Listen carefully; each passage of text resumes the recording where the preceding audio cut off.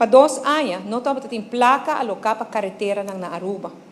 Não se usa, mas nem bisa para salvar a vida de gente. Esse aí estava ano 20 com 21.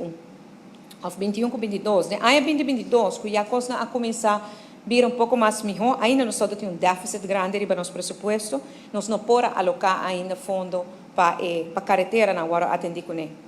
Pero assim mesmo, apesar que não podemos pôr fundo na nossa mira que deu toch a logra coisa grande, que me laga nós como mencionar caso não que toch a logra pôr sleeping police na maneira da bisa, of rotonda que agora assim aqui na Oranjestad e sim papia mesmo rotonda na Palm Beach. E para 2023, agora que na sim tem fundo na alocar, tem fichão para nós vai trabalhar riba, o qual como está de urgência e nesse momento deu estar trabalhando um master plan para inventarizar a necessidade que a Aruba tem com um período de 10 anos para melhorar a infraestrutura de nosso país. Uma vez que o master plan está claro, nós apresentamos também no parlamento.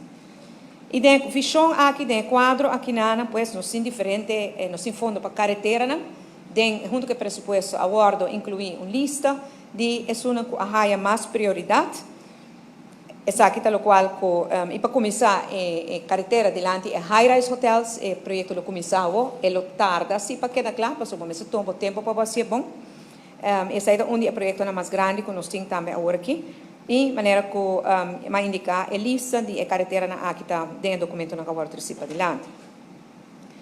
Também iluminação, sei também um ponto que aqui nós que põe mais atenção na para traspassar o aspecto de iluminação público de Mang de Elmar, não é fácil, mas feasibility study está assim.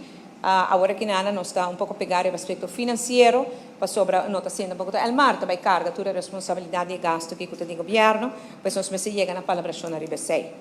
E junto com o Ministério de Justiça nós estamos trabalhando também o plano de veilige bairros, que o 13 iluminação em bairro.